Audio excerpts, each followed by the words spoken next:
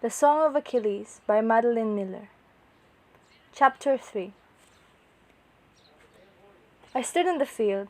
In my hands were 2 pairs of dice, a gift, not from my father who'd never think of it, not from my mother who sometimes did not know me. I could not remember who had given them to me, a visiting king, a favor-currying noble. They were carved from ivory, inset with onyx, smooth under my thumb. It was late summer and I was panting with my run from the palace. Since the day of the races I had been appointed a man to train me in all our athletic arts. Boxing, sword and spear, discus. But I had escaped him and glowed with the giddy lightness of solitude. It was the first time I had been alone in weeks. Then the boy appeared. His name was Chrysonimus, and he was the son of a nobleman who was often at the palace. Older, larger, and unpleasantly fleshy. His eyes had caught the flash of my dice in my palm. He leered at me, held out his hand. Let me see them. No. I did not want his fingers on them, grubby and thick, and I was the prince, however small. Did I not even have this right? But these noble sons were used to me doing what they wished. They knew my father would not intervene. I want them. He didn't bother to threaten me yet. I hated him for it. I should be worth threatening. No. He stepped forward. Let me have them. They're mine. I grew teeth. I snapped like dogs who fight for our table scraps. He reached to take them and I showed him backwards. He stumbled, and I was glad. He would not get what was mine. Hey! He was angry. I was so small I was rumored to be simple. If he backed down now, it would be a dishonor. He advanced on me, face red. Without meaning to, I stepped back. He smirked. Coward. I am no coward. My voice rose, my skin went hot. Your father thinks you are. His words were deliberate, as if he were savoring them. I heard him tell my father so. He did not, but I knew he had. The boy stepped closer. He lifted a fist. Are you calling me a liar? I knew that he would hit me now. He was just waiting for an excuse. I could imagine the way my father would have said it. Coward. I planted my hands on his chest and shoved as hard as I could. Our land was one of grass and wheat. Tumbles should not hurt. I am making excuses. It was also a land of rocks. His head thudded dully against stone, and I saw the surprised pop of his eyes. The ground around him began to bleed. I stared, my throat closing in horror at what I had done. I had not seen the death of a human before. Yes, the bulls and the goats, even the bloodless gasping of fish. And I had seen it in paintings, tapestries, and the black figures burned onto our platters. But I had not seen this, the rattle of it. The choke and scrabble, the smell of the flux. I fled. Some time later, they found me by the gnarled ankles of an olive tree. I was limp and pale, surrounded by my own vomit. The dice were gone, lost in my flight. My father stared down angrily at me, his lips drawn back to show his yellowing teeth. He gestured, the servants lifted me and carried me inside. The boy's family demanded immediate exile or death. They were powerful, and this was their eldest son. They might permit a king to burn their fields or rape their daughters as long as payment was made, but you did not touch a man's son. For this, the nobles would riot. We all knew the rules. We clung to them to avoid the anarchy that was always a hair-breadth away. Blood feud. The servants made a sign against evil. My father had spent his life scrabbling to keep his kingdom, and would not risk losing it over such a son as me, when heirs and the wombs that bore them were so easy to come by, so he agreed.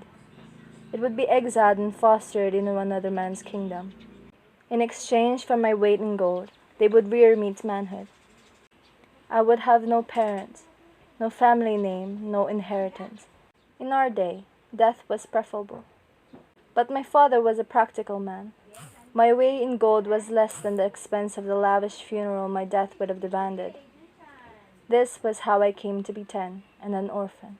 This is how I came to Thaya. Tiny, gemstone-sized Thaya was the smallest of our countries set in the northern crook of the land, between the ridges of Mount Othrysis and the sea. Its king, Peleus, was one of those men whom the gods love. Not divine himself, but clever, brave, handsome, and excelling in all his peers in piety. As a reward, our divinities offered him a sea nymph for a wife. It was considered their highest honor. After all, what mortal would not want to bed a goddess and sire a son from her? Divine God purified our muddy race, bred heroes from dust and clay, and this goddess brought a greater promise still. The fates had foretold that her son would far surpass his father. Peleus' line would be assured, but like all the gods' gift, there was an edge to it. The goddess herself was unwilling. Everyone, even I, had heard the story of Thetis' ravishment. The gods had led Peleus to the secret place where she'd like to sit upon the beach. They had warned him not to waste time with overtures. She would never consent to marriage with a mortal. They warned him of what would come once he had caught her. For the nymph Thetis was wily like her father, Proteus, the slippery old man of the sea, and she knew how to make her skin flow into 1,000 different shapes of fur and feather and flesh. And though beaks and claws and teeth and coils and stinging tails would flay him, still Peleus must not let her go. Peleus was a pious and obedient man and did all the gods had instructed him to do. He waited for her to emerge from the slate-colored waves, hair black and long as a horse's tail. Then he seized her, holding on despite her violent struggles, squeezing until they were both exhausted, breathless and sand-scraped. The blood from the wounds she had given him mixed with the smears of lost maidenhead on her thighs. Her resistance mattered no longer. A deflowering was as binding as marriage vows. The gods forced her to swear that she would stay with her mortal husband for at least a year, and she served her time on earth as the duty it was, silent, unresponsive, and sullen. Now, when he clasped her, he did not bother to writhe and twist in protest. Instead, she lay stiff and silent, damp and chilled as an old fish. Her reluctant womb bore only a single child. The hour her sentence was finished, she ran out of the house and dove back into the sea. She returned only to visit the boy, never for any other reason, and never for long. The rest of the time the child was raised by tutors and nurses and overseen by Phoenix, Peleus' most trusted counselor. Did Peleus ever regret the god's gift to him? An ordinary wife would have counted herself lucky to find a husband with Peleus' mildness, his smiled-lined face. But for the sea nymph, Thetis, nothing could ever eclipse the stain of his dirty, mortal mediocrity. I was led through the palace by a servant whose name I had not caught.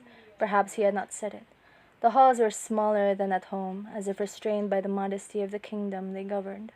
The wall and floors were local marble, whiter than was found in the south. My feet were dark against its parlor. I had nothing with me. My few belongings were being carried to my room, and the gold my father sent was on its way to the treasury. I had felt a strange panic as I was parted from it. I had been my companion for weeks of travel, a reminder of my worth. I knew its contents by heart now. The 5 goblets with engraved stems, a heavy knobbed scepter, a beaten gold necklace, 2 ornamental statues of birds and a carved lyre, gilded at its tips. This last, I knew, was cheating. Wood was cheap and plentiful and heavy that took up space that should have been used for gold, yet the lyre was so beautiful no one could object to it. It had been a piece of my mother's dowry. As we rode, I would reach back into my saddlebags to stroke the polished wood. I guessed that I was being led to the throne room where I would kneel and pour out my gratitude, but the servant stopped suddenly at a side door. King Peleus was absent, he told me, so I would present myself before his son instead.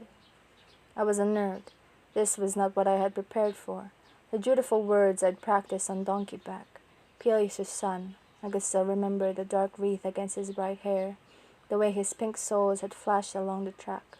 That is what a son should be. He was lying on his back on a wild-pillowed bench, balancing a lyre on his stomach. Idly he plucked at it. He did not hear me enter, or he did not choose to look.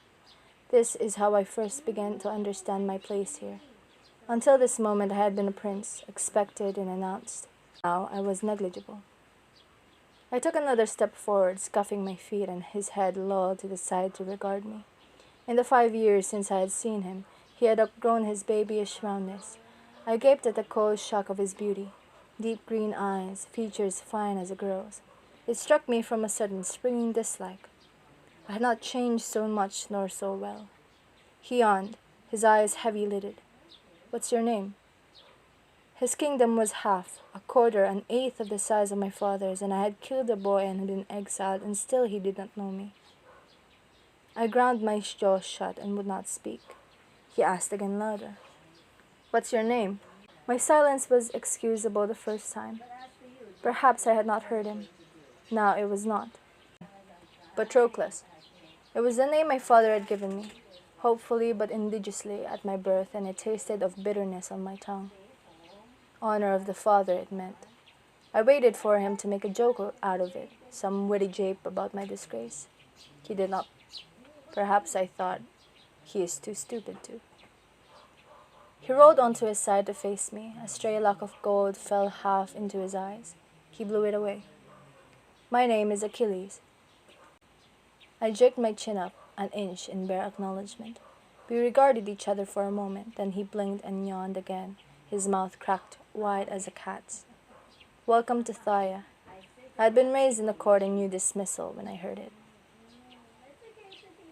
I discovered that afternoon that I was not the only foster child of Peleus. The modest king turned out to be rich in cast-off sons. He had once been a runaway himself. It was rumored and had a reputation for charity towards exiles. My bed was a pallet in a long barrack-style room, filled with other boys tussling and lounging.